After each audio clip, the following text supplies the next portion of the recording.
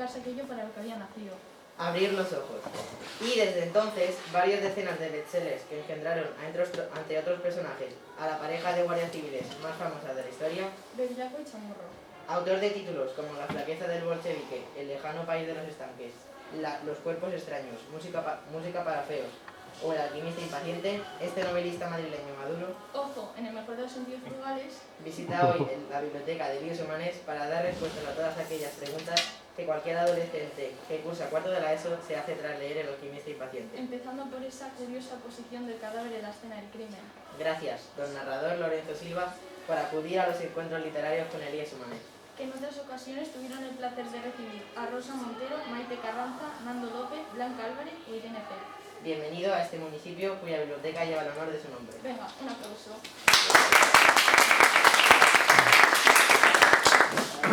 Ponte cómodo. Bueno, muchas gracias. Buenos días otra vez. El honor es mío, el honor es mío porque ahora que os hablo hay ya 3 bibliotecas con mi nombre, lo que es un honor enorme para un escritor, pero la primera fue la de Humanes y eso no lo olvido, y por eso cuando Rosa me escribió y me dijo si podía venir, enseguida le dije que sí. En principio nos iba a apoyar el ministerio, luego el ministerio, que seguramente tiene otras cosas mejores que apoyar, nos apoyó, pero da igual porque yo a fin de cuentas vivo cerca de aquí y ya dije que eso no era inconveniente, ¿no? Siento que las circunstancias pues todavía sean estas, ¿no? Que estemos aquí todos embozados, que podamos estar pocos, que no podamos compartirlo con más de vuestros compañeros, pero en todo caso quiero agradecer la oportunidad porque desde hace más de 20 años, la verdad es, cuando he hecho estas cuentas me doy cuenta de lo maduro que soy en el sentido al que no se referían vuestros compañeros, ¿no? Pero hace ya más de 20 años que recorro institutos, colegios, aulas de bachillerato, secundaria, primaria, incluso alguna vez infantil, porque he hecho libros para niños muy pequeños. Y la verdad es que a lo largo de todo este tiempo no solo me he encontrado con algunos de los mejores lectores que tengo, sino también con algunas de las mejores razones que he podido comprobar que existen para escribir literatura. Y de verdad que lo digo de corazón, no lo digo por quedar bien, y os lo puedo explicar. No sé, hace unos años yo estaba en Australia, en Sydney exactamente, dando una charla con un escritor australiano en inglés en la Universidad de Sydney, muy lejos de aquí, vamos, tan lejos como casi no es posible estar más que yéndose a Nueva Zelanda. Y de repente al final de la intervención pues se acercó alguien del público, me habló en español y me trajo 6 libros míos y me dijo que, bueno, que era lectora mía desde siempre, era española, estaba trabajando en Australia y era lectora mía desde siempre porque había empezado a leer alguna de mis novelas juveniles en el instituto, ¿no? Y realmente yo creo que un escritor no tiene mucho más valor que lo que escribe, y lo que escribe un escritor no tiene mucho más valor que las personas que lo leen. Así que para mí es fundamental esta parte de mi actividad, que es algo distinto de la escritura propiamente dicha. La escritura propiamente dicha es todo lo contrario de esto. La escritura propiamente dicha es un momento de recogimiento, de soledad, casi de confinamiento. Por eso los escritores hemos llevado bastante bien el confinamiento, porque solemos vivir confinados durante largas temporadas. Pero bueno, esta dimensión que había perdido en buena medida durante este año, para mí es una alegría recuperarla y que me deis la oportunidad, vuestros profesores y vosotros, de poder recobrar esta conversación. Yo, bueno, tenía pensado haceros una pequeña introducción sobre el libro y los personajes y a partir de ahí, si os parece, lanzar una conversación, porque creo que eso es siempre más interesante, ¿no? para todos, y también puede ser más ameno que no una larga disertación por mi parte en la que devore todo el tiempo. Y eso es lo que voy a hacer. Los personajes que protagonizan el libro que habéis leído nacieron ya hace mucho tiempo, también de esto hace mucho tiempo, hace más de un cuarto de siglo, porque la primera novela a mí se me ocurrió allá por el año 94-95, la escribí en el 95, aunque no se publicó hasta el 98. Y bueno, yo recuerdo aquello, lo he recordado muchas veces, entre otras cosas porque me han preguntado, ¿no? Recuerdo aquello como una especie de experimento. Yo creo que una de las dimensiones más estimulantes de una profesión creativa es que te puedes dedicar a experimentar. Yo he tenido otras profesiones que no eran tan creativas, no digo que no fueran creativas, porque al final cualquier profesión puede ser creativa, ¿no? Pero no eran tan creativas. Por ejemplo, os puedo asegurar que la auditoría de cuentas no es tan creativa, es decir, tienes unas reglas contables a las que te tienes que atener, tienes unos procedimientos de auditoría a los que tienes que sujetarte, tienes hasta unas pautas para cada documento que haces. Bueno, pues una de las dimensiones más gratificantes de una actividad creativa, o una profesión creativa, es que puedes experimentar, puedes arriesgar, puedes hacer cosas que no se han hecho. Y te la puedes jugar. Pasa que a veces te la juegas y te sale mal, te la juegas y fracasas, pero bueno, eso también forma parte de la dinámica y de la rutina de un creador. En este caso, yo hice, como tantas otras veces, eso, experimentar, arriesgar, jugármela, tratar de escribir una novela donde los protagonistas eran unos personajes a quienes nadie esperaba, incluso a quienes muchos no se imaginaban en ese papel, ¿no? En el año 1995 yo os puedo asegurar que los guardias civiles eran personajes literarios prácticamente inexistentes. Es decir, o bien aparecían como secundarios, o bien aparecían como, y vale para la literatura como para el cine o como para las series, ¿no? O bien aparecían como personajes secundarios, o bien aparecían como personajes graciosos, que hacían cosas más o menos cómicas, o bien aparecían como personajes siniestros, que hacían cosas horrendas, ¿no? Prácticamente nadie concebía que el guardia civil podía ser en la ficción en España, pues para empezar, una persona normal, para empezar un padre, una madre de familia, un trabajador, alguien que intenta sacar adelante a los suyos y que intenta bueno, pues ganarse sueldo honradamente, ¿no? Nadie se imaginaba así a un guardia civil o a una guardia civil. De hecho, a las guardias civiles entonces se las imaginaban muy poco, casi menos aún que a los guardias civiles, porque llevaban muy poquito tiempo las mujeres en la guardia civil. Bueno, pues yo quería hacer desde siempre una novela policíaca. A mí la novela policíaca me interesaba, no es que considere que sea, porque a veces cuando vas a un congreso o un festival de novela policíaca empieza a salir un montón de gente a decir que la novela policíaca es la novela social de nuestro tiempo, que es la novela más relevante de la literatura de la literatura contemporánea, ¿no? Bueno, yo no pienso que sea así, es una posibilidad más, pero es una posibilidad que a mí desde pequeño me pareció, desde pequeño como lector y casi desde pequeño como escritor, me pareció atractiva, porque me parece que el crimen es una buena manera de indagar en el ser humano y de indagar también en las sociedades en las que los seres humanos se agrupan, ¿no? El crimen, pues bueno, tiene una dimensión trágica, tiene una dimensión muy negativa, indudablemente, ¿no? Pero cuando tú cuentas la historia de un crimen y la historia de una investigación de un crimen, puedes contar otras muchas cosas que no son necesariamente negativas o siniestras, ¿no? Sino que también tienen que ver con la condición humana en toda su dimensión y también en las dimensiones positivas, ¿no? Yo conozco personalmente a investigadores de homicidios como mis personajes y lejos de también el tópico que muchas veces hay por ahí, que cuando alguien se dedica a una cosa de estas, pues se acaba endureciendo, ¿no? Y su corazón se acaba volviendo de pedernal y levanta a los muertos y no siente nada, ¿no? Bueno, pues os puedo asegurar que no es así. Desde luego los que yo conozco no se les ha vuelto el corazón de pedernal, se emocionan y yo los he visto emocionarse. Y también, bueno, pues dentro de que siempre intervienen en historias que ya han acabado mal, porque cuando una historia acaba con un crimen violento y con la muerte de una persona, esa historia ya ha acabado mal. Bueno, pues dentro de esa historia que empieza mal, ellos intentan ofrecerles a las familias de las víctimas, incluso a las personas que aparecen en la investigación, como sospechosos o como testigos, bueno, pues el trato más humano posible. Y dentro de la tragedia y dentro del desastre, que es una muerte violenta, pues hay personas que intentan mitigar de alguna forma el dolor de los demás. Y eso, pues me parece que no es tan negativo y que no es tan siniestro. Bueno, pues a mí me interesaban esas historias y pensé, buscando posibilidades, que eso que os decía, que nadie lo había hecho con guardias civiles, y me planteé hacerlo yo. Me planteé hacerlo yo y además plantearles a los lectores dos guardias civiles que, siendo verosímiles o posibles, yo no voy a decir que Bevilacqua sea el guardia civil típico, porque no lo es, ni que Chamorro sea la guardia civil típica, porque tampoco a lo mejor lo es, pero sí son dos personajes que tienen características que uno se puede encontrar hoy en la Guardia Civil.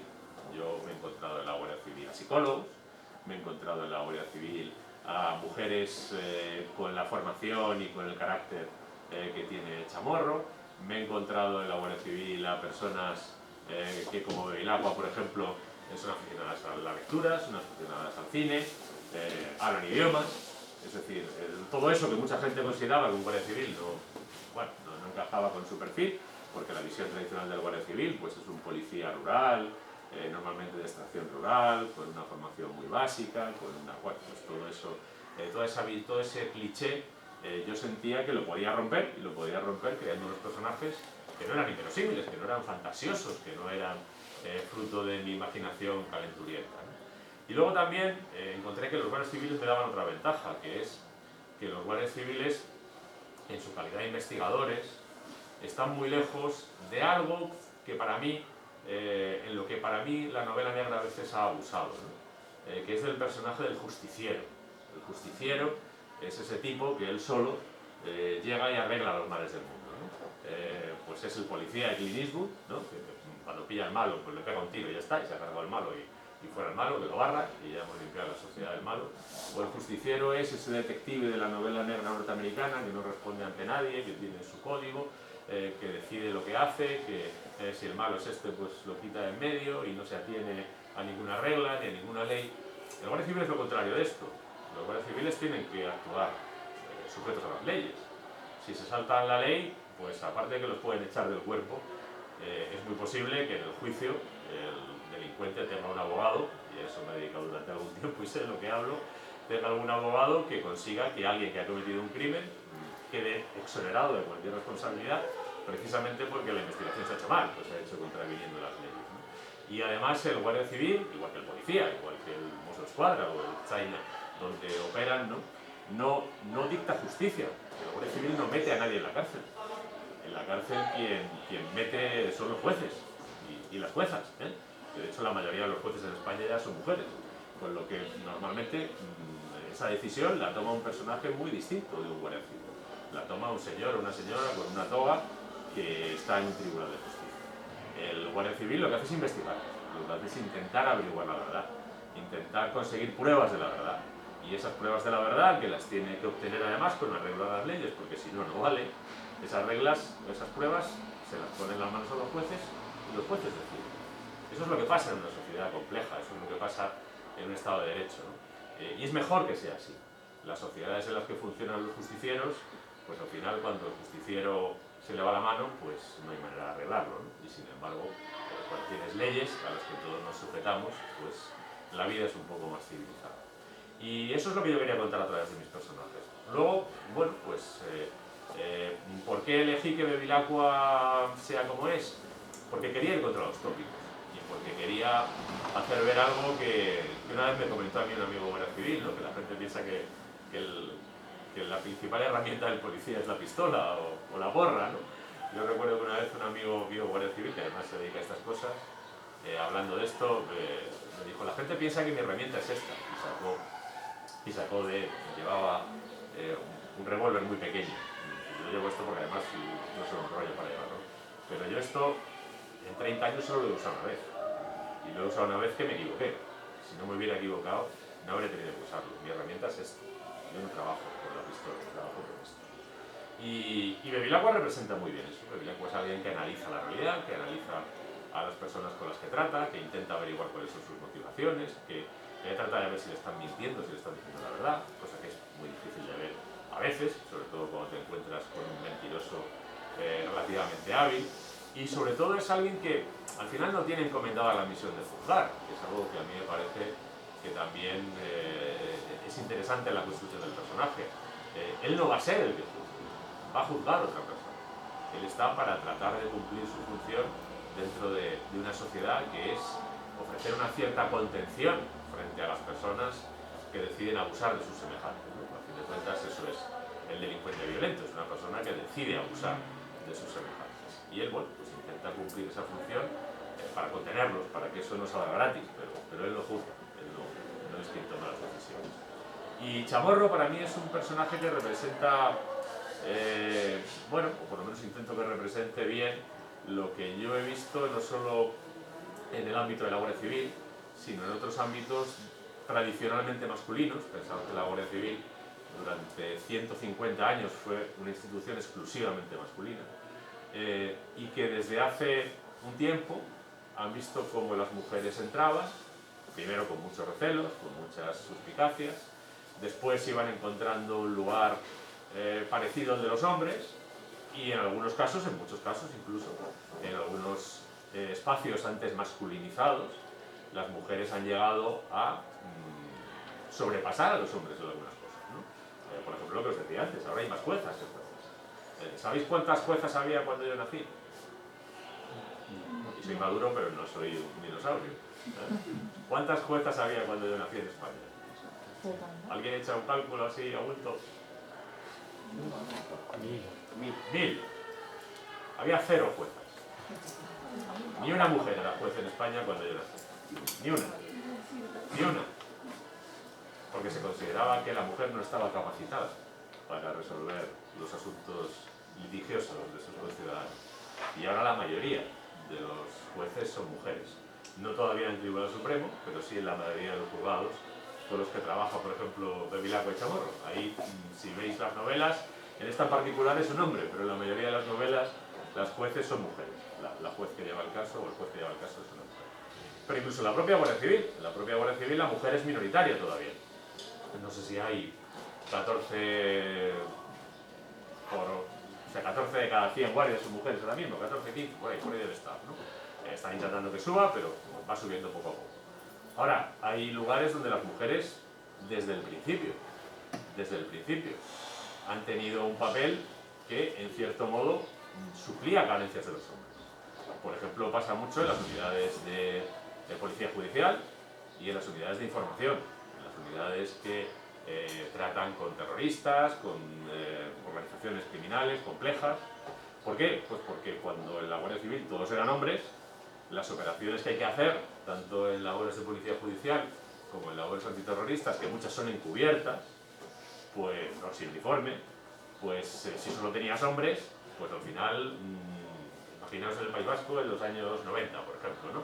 Pues tú metías un grupo de 3 tipos más o menos jóvenes en un barrio muy proetarra de Guipúzcoa, pues la gente del barrio que no conocía, ¿quiénes eran estos 3? Es decir, enseguida podía sospechar que eran guardias civiles, ¿no? Si tú en lugar de eso pues metes un chico y una chica joven que van haciendo fotos, pues piensan que son 2 turistas. Nadie piensa que son 2 guardias civiles, y eran 2 guardias civiles.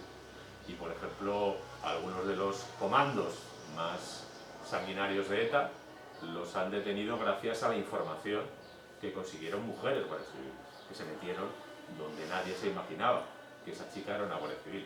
Incluso algunas de ellas muy jóvenes, porque las primeras que entraron con 18 o 19 años las metieron en los antiterroristas. Yo conozco una guardia civil que con 19 años identificó al jefe del comando Araba, el comando que operaba en Álava, que había cometido 12 asesinatos, y la identificó ella sola, metiéndose a cuerpo limpio y asegurándose de que era él, ¿no? Un tipo muy peligroso, que había matado a 12 personas, no habría dudado ni un segundo en matarla a ella tampoco, ¿no? O por ejemplo el último miembro de ETA al que se detuvo, que lo detuvieron en Francia, Josep Ternera, salió en las noticias, la que lo detuvo físicamente fue una guardia civil, la que se acercó a él y lo agarró y le dijo: ¿está usted detenido? Era una chica de 24 años, guardia civil, que fue la que se pudo acercar sin que él recelara, ¿no? Porque él iba siempre vigilando todo lo que se movía a su alrededor. Bueno, pues eso es lo que yo he intentado contar a través de Chamorro, que es un personaje que bueno, que a mí me ha dado mucho resultado a través de estos 20 y tantos años. En esta novela, por decir algo del libro, y si os parece, abrimos el coloquio. Esta novela yo la escribí hace 22 años, y la escribí bueno, en aquel momento yo todavía no me dedicaba solo a la literatura. Trabajaba en el sector energético y, entre otras cosas, tuve la ocasión de conocer bastante bien la industria nuclear, porque de hecho incluso trabajé en una compañía que tenía varias centrales nucleares. y entonces, bueno, pues las pude ver por dentro, pude ver cómo funcionaba la industria nuclear. Alguna vez me tocó defender alguna central nuclear, de demandas que les presentaban contra temas medioambientales y bueno, todo tipo de cuestiones. Y sobre todo descubrí lo importante que es la energía en nuestro mundo, ¿no? Cómo la energía prácticamente condiciona todo. Condiciona las guerras, condiciona la economía, condiciona... no sé si habéis pensado alguna vez, que, por ejemplo, Irak, que es un país que lleva 20 años en guerra, aparte de Saddam Hussein y aparte de los chiíes y de los suníes y del Daesh, tiene las terceras reservas del mundo en petróleo. Pues no sé si os habéis planteado alguna vez que Venezuela, aparte de todos los problemas que tiene y demás, tiene las reservas de petróleo más grandes de América Latina. O no sé si os habéis planteado alguna vez que Afganistán, que es un país ahí en mitad de unas montañas y que está habitado por gente muy pobre y que lleva en guerra prácticamente todo el siglo, es el enclave estratégico por donde pasan todas las vías de transporte de gas y de petróleo entre China, la India, Extremo Oriente, Medio Oriente, todo pasa por ahí. Pero que al final la necesidad que tenemos de energía para mover el mundo condiciona buena parte de las cosas que pasan en el mundo a escala global, pero también a escala local, ¿no? Y, por ejemplo, nosotros podríamos ahora mismo apagar las centrales nucleares que tenemos. Pues por algunas razones sería quizá deseable, ¿no? Aunque sea para que no te pase lo de Fukushima, aunque en ninguna central española ha pasado lo de Fukushima, tampoco ha pasado lo de Chernóbil. Es decir, también hay que ver dónde han pasado las cosas, ¿no? Pasaron en las centrales nucleares soviéticas, que tenían muy pocos sistemas de seguridad, y han pasado en las centrales nucleares japonesas, que también tenían pocos sistemas de seguridad, y sobre todo apuestan mucho por ellas, y pusieron una al lado del mar, en una zona de tsunamis, cosa que no se debe hacer, pero Japón consume mucha energía y tiene muy pocas fuentes propias, con lo que forzaron la máquina nuclear más que el resto, ¿no? En Europa no hemos tenido nunca, en Europa occidental y en España no hemos tenido nunca un incidente así, ¿no? Pero bueno, ahí está y tiene riesgos, ¿no? Pero bueno, también hay que saber que en este momento, si apagamos las centrales nucleares, pues en lugar de tener ahora mismo aquí 3 de estas, pues tendremos que apagar una, porque la energía nuclear nos sigue dando entre el 25 y el 30% de la energía que consumimos todos los días. ¿Y quién está dispuesto a tener una tele más pequeña para gastar menos luz? ¿Quién está dispuesto a cargar menos el móvil para tener menos luz? ¿Quién está dispuesto a dejar de usar la lavadora y ir a la bañera y comprarse una tablita de estas para empezar a hacer así con la ropa? ¿Quién está dispuesto a hacer todo eso? De verdad, ¿no? Más allá de la declaración, ¿no? Con lo que al final la transición energética, que hay que hacerla, pues hay que hacerla, pero teniendo en cuenta que nos hemos acostumbrado a un nivel de vida que consume muchísima energía. Cualquiera de nosotros consume a lo mejor, pues yo, 1000 veces la energía que consumen los habitantes de muchos países del mundo. Y para sostener todo eso, pues aparte del sol y el viento, que funcionan cuando hay sol y cuando hay viento, pues seguimos quemando combustibles fósiles, cosa que es muy discutible que hagamos. Seguimos teniendo energía nuclear, que tiene muchos riesgos. Y bueno, pues a mí la historia me servía un poco para llamar la atención sobre eso, para que el lector se preguntara un poco sobre lo que es la energía nuclear, y también sobre algo que en aquella España, en la de hace 22 años, estaba muy presente, aunque entonces se hablaba poco de ello, que es la corrupción. Es decir, en qué medida había personas que, manejando información privilegiada, pues conseguían contratos públicos, ya sea de obras o de basuras o de lo que fuera, y los conseguían no porque fueran los mejores, sino porque tenían contactos y le pagaban un político y entonces les daban el contrato, ¿no? Y todo eso sucedía entonces, no se hablaba de ello, como se ha hablado después, pero sucedía entonces, y lo que eso acabó produciendo, pues lo vimos en la crisis del 2008, ¿no? Cuando en lugar de gastarte bien el dinero público, te lo gastas en sobornos, te lo gastas en gente que hace las obras a medias, en gente que soborna a los que dan los contratos, pues al final te acabas empobreciendo, ¿no? Y cuando viene una mala coyuntura económica, pues el país se hunde porque no has hecho buenas inversiones. Y ese es el trasfondo de la novela. Luego, pues hombre, toda novela policíaca siempre tiene una intriga, tiene una investigación, y la idea es que la historia, bueno, pues como en cualquier narración, sea amena. Yo creo que la literatura tiene el deber, porque también esa es su ventaja, de entretener, de resultar una lectura placentera, ¿no? Yo, por ejemplo, también he escrito alguna novela histórica. Cuando escribo una novela histórica, de hecho lo que voy a sacar dentro de 2 semanas es una novela histórica. Digo, ¿qué voy a aportar yo? Yo no soy historiador. Y, por ejemplo, sobre el episodio del que trata esta novela, que es la revolución de las comunidades de Castilla en el siglo XVI, hay varios libros de historia, y alguno muy bueno, ¿no? ¿Qué es lo que puedo aportar yo? No voy a mejorar la investigación histórica que han hecho los historiadores. Lo que puedo hacer es contar de una manera más amena esa historia. Es decir, alguno de esos libros que yo he leído, pues tú lo lees y te das cuenta, bueno, pues este libro yo lo estoy leyendo porque me interesa mucho la historia que me está contando, pero un lector común que no tenga ese interés, pues no encuentra la emoción, no encuentra el interés para leerse 500 páginas. Bueno, pues, ¿qué he intentado hacer yo al escribir esta novela? Tratar de convertir esa historia, que para mí es una historia muy interesante y una historia además no muy conocida, convertirla en un relato que tenga esa emoción y que tenga ese interés y que el lector pueda seguir.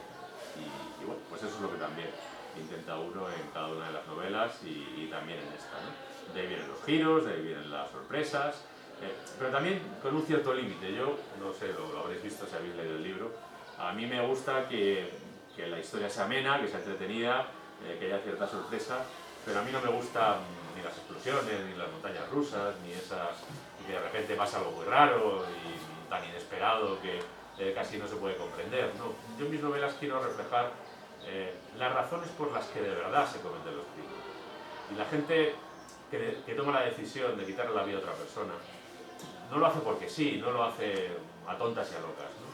Al final, cuando os fijáis en los crímenes reales, y los podéis ver en el periódico o en la televisión, pues la gente mata por 3 o 4 razones, que son razones muy concretas y son comprensibles aunque no sean justificables. Es decir, son los locos, y a mí los locos tampoco me interesan mucho desde el punto de vista narrativo, porque sus acciones no tienen lógica, y también habría que redefinir qué es un loco, ¿no? Y si no estamos todos un poco locos y si al final nadie lo está, ¿no? Pero dejando eso fuera, ese tipo de crímenes incomprensibles, gratuitos, los que pueda cometer un esquizofrénico que tiene de repente un delirio y no ve la realidad, pues la gente mata o porque se quiere quitar de en medio a alguien que le estorba, porque lo odia o porque perjudica sus intereses, porque quiere algo, que normalmente es dinero, la mayoría.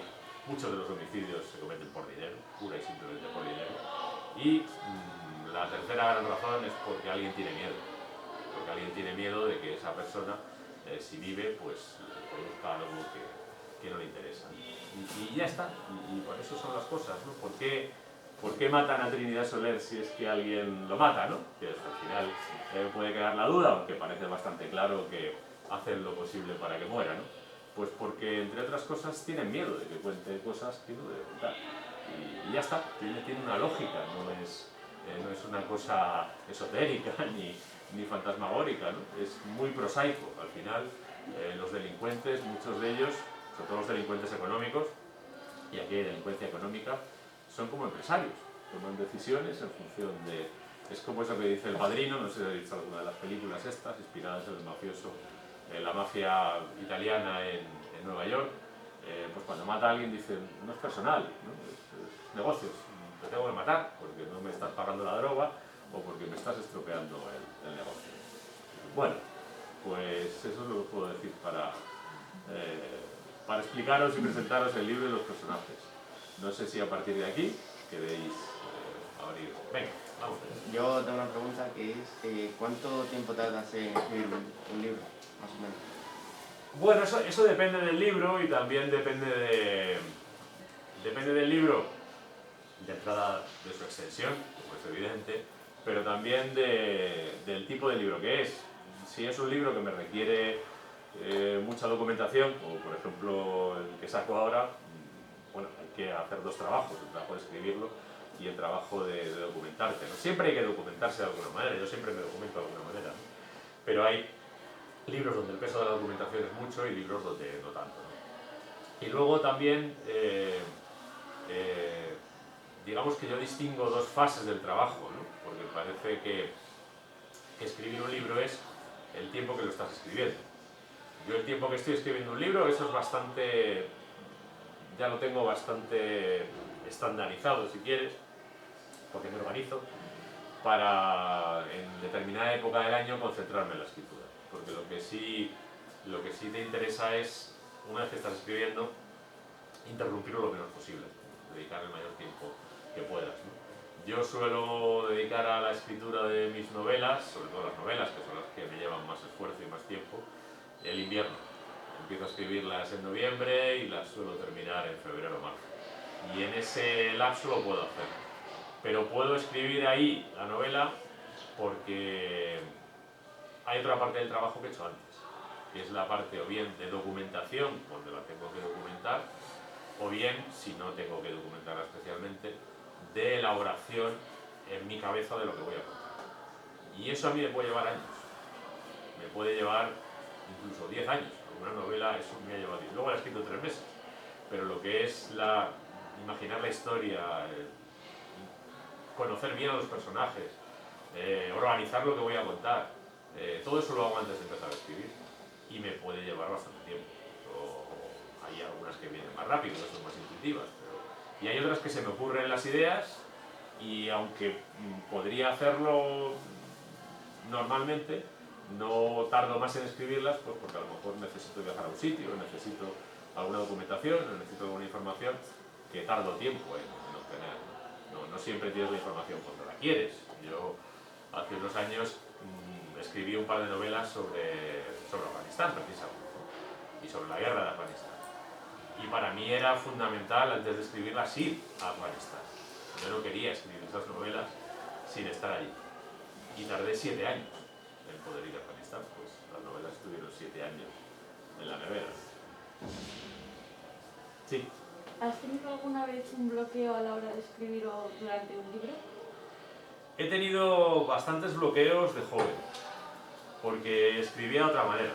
Esto que os he contado es como escribo ahora. Antes pues yo me sentaba y me ponía a escribir, tenía una idea y me ponía a escribir turbulentamente, ¿no? Y a veces escribía 80 páginas, o 30, o 20, o 200. Y de repente me daba cuenta de que no sabía muy bien a dónde iba.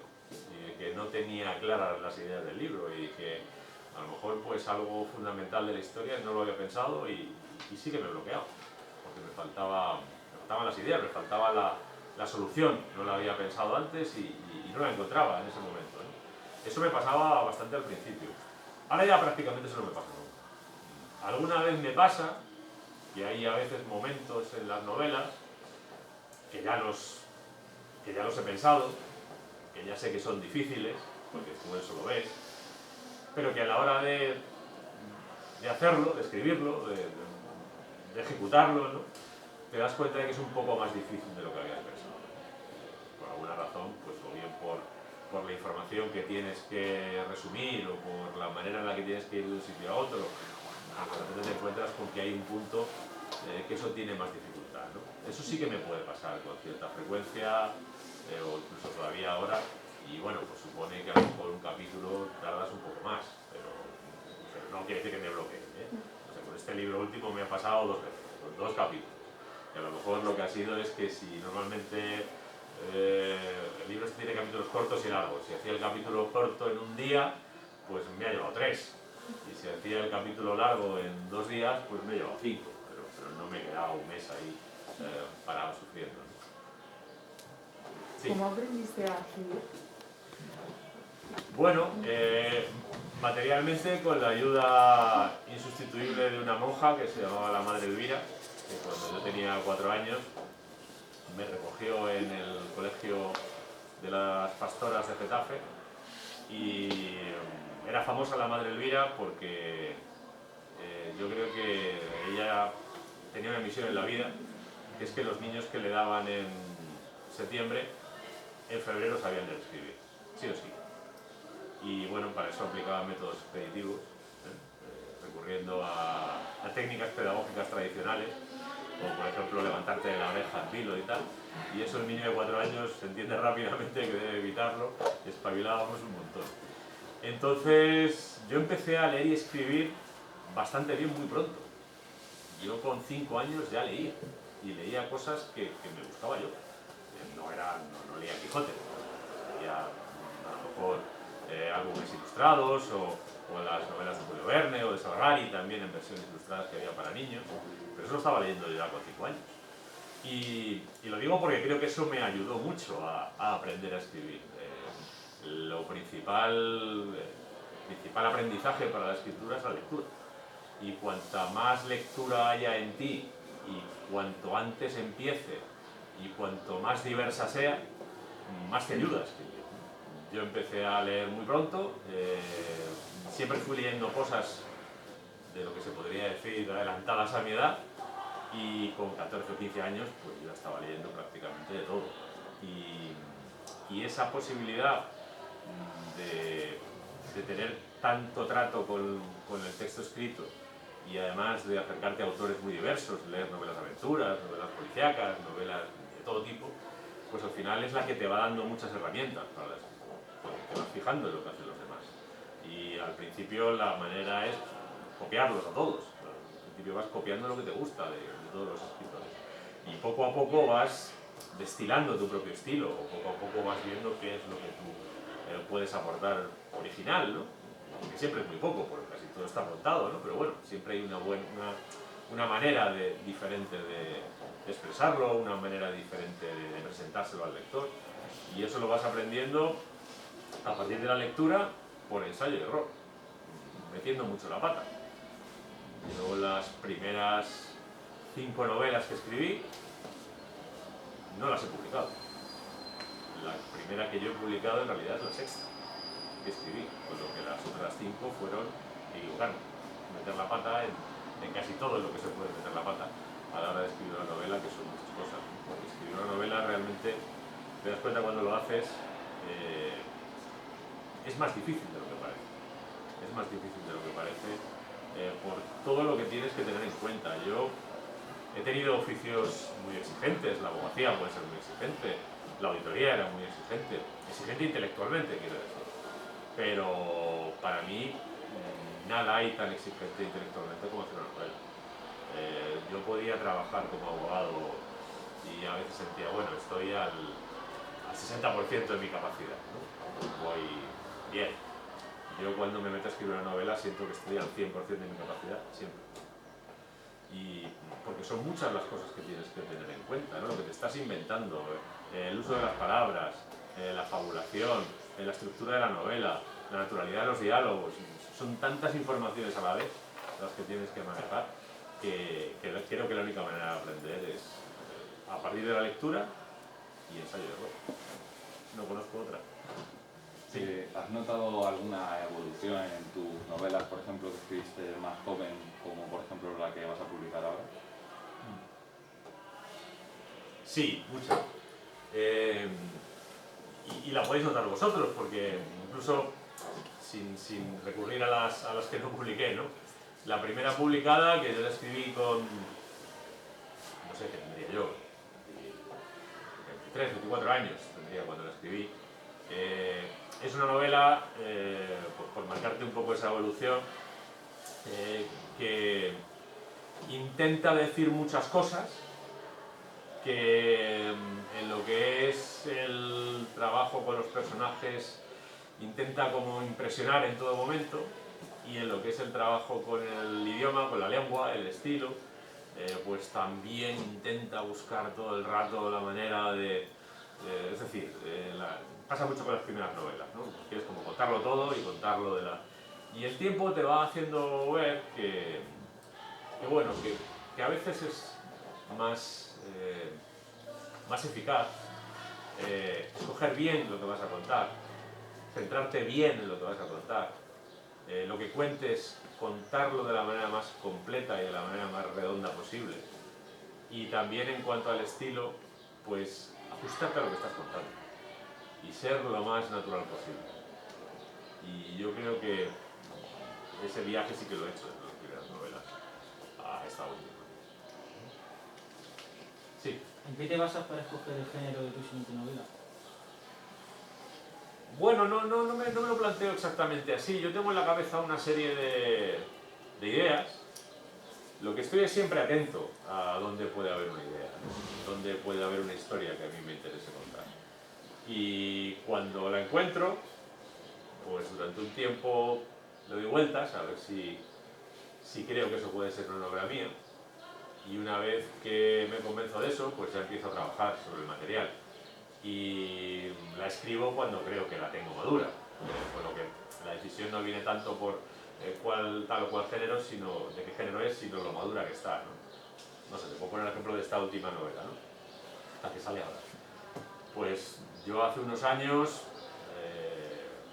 mi familia paterna es andaluza, mi familia materna es castellana, ¿no? Grosso modo, Salamanca, pero bueno, hay quien dice que soy León, pero yo, mi familia siempre ha dicho que soy castellano, ¿vale?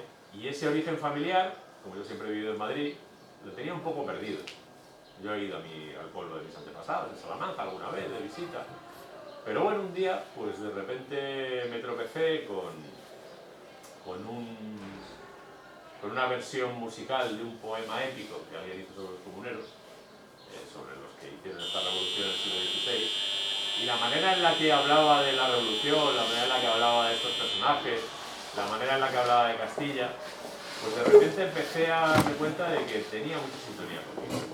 Es decir, que había cosas que yo había recibido a través de mi familia, valores, un carácter, una serie de cuestiones que estaban en esa historia. Y me interesó. Y me puse a leer, porque yo conocía por encima la historia de la revolución de las comunidades. Y me puse a leer para informarme más. Y me empecé a encontrar unos personajes que cada vez me interesaban más. No solo hablando de los comuneros, sino también en los que defendieron al emperador, ¿no? Los que estaban a las órdenes del emperador Carlos V. Y me pareció que era una historia que primero conectaba mucho con esa serie de valores y esa serie de percepciones que yo había tenido a través de un poco el legado de mi familia castellana, y por otra parte me parecía que era una idea que tenía una lectura muy interesante desde el presente, ¿no? Porque después de la revolución de las comunidades es no voy a soltar el rollo, sobre todo porque ahora además lo tengo muy reciente y me podría enrollar, pero resumiendo mucho, una parte de la sociedad castellana no encontraba salida en el sistema a sus aspiraciones. Eran clases emergentes y, bueno, pues el sistema lo único que les hacía era cobrarles impuestos, nada más. No les ofrecía ni participar en el gobierno como ellos querían, ni encontrar ni siquiera las actividades económicas que ya había en Castilla, pues realizarlas como ellos aspiraban a hacerlo, ¿no? Bueno, y se acabó rompiendo la sociedad castellana. Bueno, pues también estamos viendo en la sociedad española contemporánea que hay capas de la sociedad española que no tienen oportunidades en el sistema. ¿Y a qué está llevando eso? Pues a cosas que todos estamos viendo, ¿no? No me voy a extender más. Entonces, bueno, empecé a ver que eso sí que podía ser una historia que a mí me podía interesar y que yo podía contar. Y me puse, pues, a empaparme bien de la historia y a pensar cómo escribir eso, ¿no? Para no hacer un libro de historias y más, sino algo que tuviera una aportación original, una aportación personal. ¿Y por qué lo he escrito este año? Pues porque es el año pasado, durante el confinamiento, cuando terminé todo el trabajo que tenía que hacer antes de escribir. Eso es lo que determina lo que hago, no exactamente decir ahora toca una histórica, ahora toca una policíaca, no lo pienso nunca así. Cada historia tiene su vida y cuando la historia madura, la cuento. Bueno, creo que desgraciadamente llegamos al final del encuentro. Si eres tan amable, Álvaro, te acercas porque hay una cosita detrás, allí al fondo, ¿vale? Sí. Como muy bien sabes, la actividad no está subvencionada por el Ministerio, lo sé. pero no queríamos que No te hace fueras falta, sin tener un detallito, ¿vale? Para que te vayas gustoso y lo necesitas. No hacía falta. A ver qué hay dentro.